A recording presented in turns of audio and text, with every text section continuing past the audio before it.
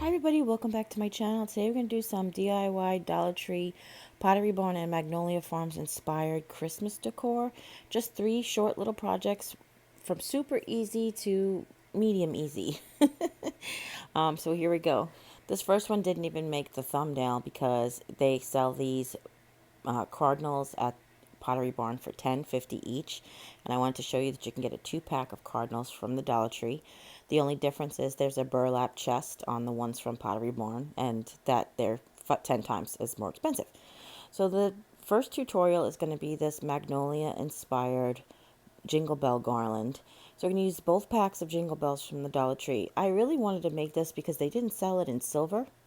So I got the silver bells, and I got some jute from the Dollar Tree. You can get it from Walmart.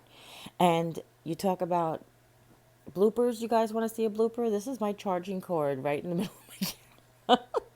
I'm sorry, right in the middle of the camera the whole time I'm making this. But you guys get the gist. I've taken a piece of jute, depending on how long you want to make it. The jingle bells that I got are in 2 different sizes because the inspiration piece had 2 different sizes. I've taken the end of the jute and I've put some hot glue on it, and when it gets just to cool enough to touch, I basically roll it into a needle, and that's what I do to get the jute into the jingle bells.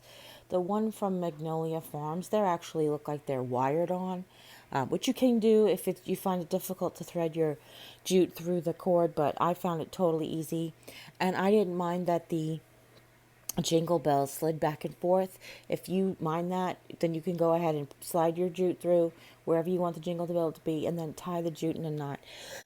Excuse me. Like I said, I wanted to make this because it only came in gold and rose gold, or gold and copper is what they called it. But I'm a silver girl, so I wanted to make them in silver. So one bag of the bells comes in 40 to 24, and the other one comes in 32. And I'm not going to use all of them, but you can. Mine ended up being about 5 feet. I think the one from Magnolia Farms for $14.50 is, I think it said 72 inches, which is 6 feet. But just you go ahead and you guys, again, make it as long as you want, use as many bells as you want. For $14.50, you can make like 5 of these, or even more probably. So I just wanted to show you that there's alternatives. And I'm doing it's. I don't even know why I'm showing you this whole thing, because I'm literally just threading these bells on. There seemed to have been not really too much of a pattern with the one from Magnolia Farms. It looked like it was a little bell, a big bell, and a little bell, and then a space.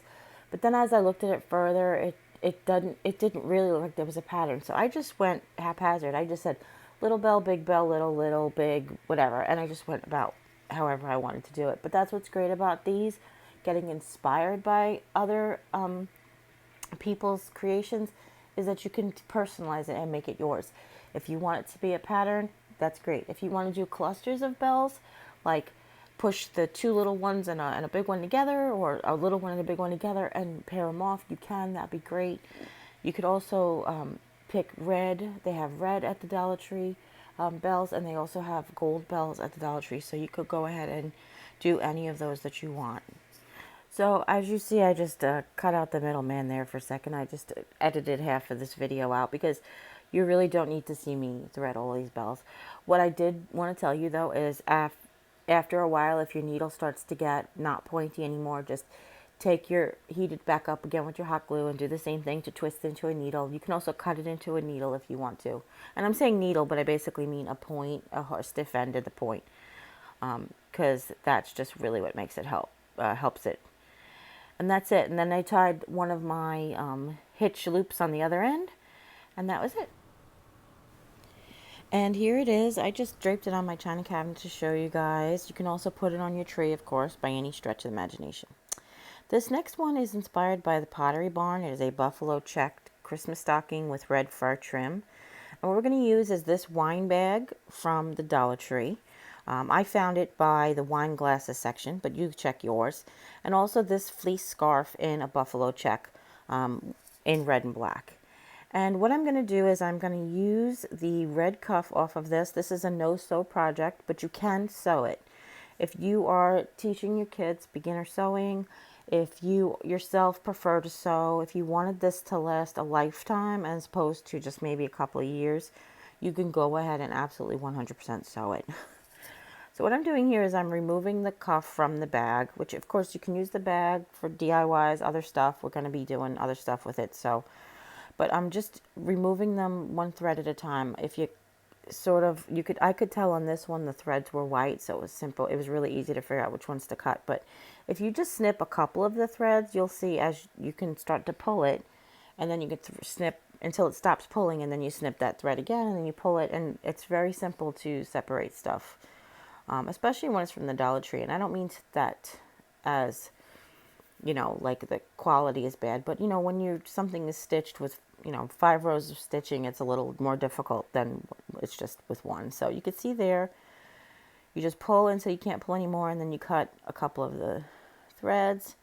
And this went pretty fast, even though that this video is sped up for content length. It really does go very quickly. And I just wanted to show you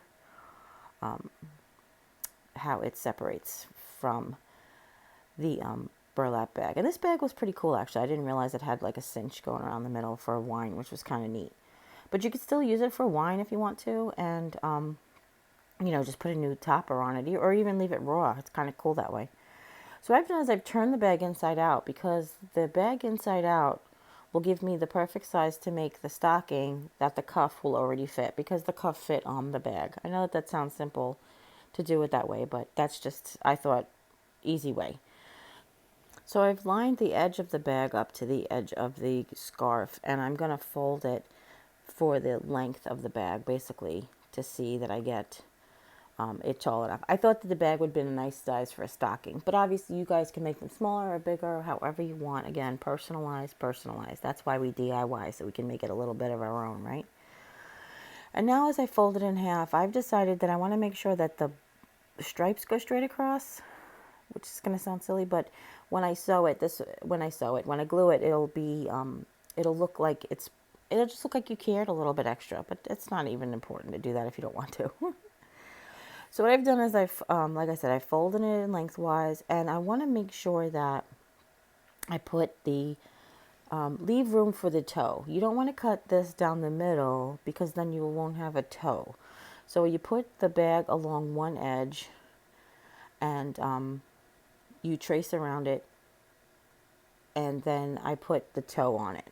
Now, there are lots of patterns on the internet for stockings, but I totally just eyeballed what I thought a Christmas stocking looked like. Or a boot. I think this would be cute in a boot, too. Excuse me. If you look at the reference piece from the Pottery Barn, you can also get an idea of a style as well. Okay?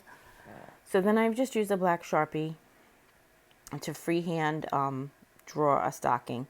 And I've done this on the wrong sides, basically on the inside. I have it folded on the inside. If you do use a fabric that has a right and wrong side, like if it's got a print on it, then you want to make sure that you do this on the wrong side of the fabric, okay? And now I'm going to show you that there are 2 ways to do this trim. I really wanted a long stocking. I kind of felt like it felt more farmhousey, rustic to me if it was just like a long stocking. So I left the fur inside out, and I glued it on the inside of what would be the top of the stocking. But if you put the fur right side out, you can have the fold over feel. So if you want a stocking that has the fold over fur, you would want to just make sure that you put your fur I don't say inside out, right side out, so that you see the fur. Well, I'll show you here. Hold on. And I've decided to glue like a 1/4 inch seam allowance. So what I've done is I'm gluing the I'm gluing the stocking. Okay, here. There we go. Okay, so I'm showing you here. This is what it looks like when you have the fur. This is how you want the fur to be when you do a fold over cuff. Okay, it's gonna look like it's inside out, but when it folds over, it'll be right side out. But I wanted the stocking to be long, so I'm making the not fold over kind. I made my fur cuff so I could see the wrong sides as I glue it to the right sides of the fabric. So I've just opened up the top layer and I've glued that 1/4 inch down, and then I've folded it back over and glued that 1/4 inch again on both sides. It's a lot easier to see than I'm describing it to you, and I'm really sorry about that. I have a little medicine head.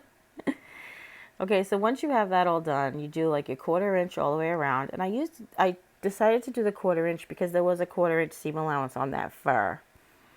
So I thought that would just keep going with that. And then if you see, even though I measured from the stocking ended up being a little wider than the fur. And so I did the seam allowance from the edge of the fur, so that wouldn't be too much trouble. So it's a little bit more than a 1/4 inch seam allowance on one side, but that's okay. And again, there's no wrong ways. So you're just going to go all the way around, and I am just eyeballing it. If you feel like you want to trace or draw a glue line, you guys go ahead. Just make sure that you glue over the glue line so that you don't see the marker or whatever once you turn the stocking right side out. And now I'm just going to cut off the extra that I didn't need. Okay. All right. And just checking, make sure I have everywhere. And I didn't. I actually had a holiday, so I'm going to show you good how to, I'm glad that kind of happened, because I'm going to show you how to fix it. So now I'm just gluing around the toe. It was originally the fold, but I said, nah, you know what? And as soon as your glue gets dry, you can go ahead and turn it right side out. And this is just a test run. I'm going to show you how we're going to clip the curves, but this is just a test run. I want to see if I missed any glue spots, which I did. So you can see I put my finger right through it and turned it back inside out so I can glue the spot. Okay, and then I decided to reinforce where the cuff is. Okay, and just go around and check all your edges. All right, and now I'm going to show you how to clip the curves. What I'm basically doing is I'm cutting just random strips along the curved edges, just straight up to the glue point. And the glue, I'm cutting on the scissor where the glue actually will stop the scissor. I mean, don't cut too hard. You just want to do little slips. And you want to do that so that it curves nicer on the inside. You don't have the bulk as much when you cut some, clip the curves that way. But again, it's just a Christmas stocking that's decorative, and, and not just decorative, but it's just a Christmas stocking, so you don't have to worry about it being, a perfective sort of situation. And again, if you sew this, of course, it would last a lot longer than if you just go ahead and piece it together with glue. But that's it. So I'm just turning it around, and I'm making sure I get all the edges and the seams, and push out all the bulk. You see how cute it looks when I lined up the stripes there. If you can kind of see how where the seam is right there, you can see the seam across the top of the page. Yeah, I just thought it looked really cute. So what I'm doing is I'm just pushing the seam out with my fingers. I'm making sure that basically all of the outsides is pushed out. Okay. Yeah, I apologize for all of the coughing and the nasal, and I'm think my allergies are like bad, so getting like a touch of yuck. So now I'm just taking a scrap of the oh my goodness, of the fleece scarf, and I'm making a strip that is twice as long as the fur is tall, if that makes any sense, because I'm going to create a loop that we're going to glue on the inside. So we're just going to fold it in half, and we're going to glue it basically closed as a loop. And then you can do this while it's inside out, but I just thought I wanted to make sure that it was long enough. If you buy Christmas stockings, you can see that the loop doesn't really hang out above the top all of the time. A lot of times the Christmas stocking, the loop is on the inside. Excuse me, not all of the time, just sometimes. So I decided to glue it on the inside of the stocking. And again, if you're planning on putting a lot of weight in this, I would definitely sew it. But if you're just planning on using it as decoration or for light stuff, then go ahead and just glue, and it's fine. And gluing actually might hold it when it's got heavy stuff in it. I haven't tested it yet, because Santa Claus didn't come to my house and put stuff in my stocking yet. Now, full disclosure, the one from the Pottery Barn you can get personalized for $16.50. And this one is not personalized. It is just plain. But for $2, I think it was, worth it. Okay? So here's what it looks like all finished. This is all of these tutorials. So you guys have any questions, leave them in the comments down below. I hope you really like this video. If you do, give it a thumbs up. Share with friends and family. Anybody you know would be interested in duping one of these inspiration pieces. And as always, you guys take care. God bless. See you next time. Bye.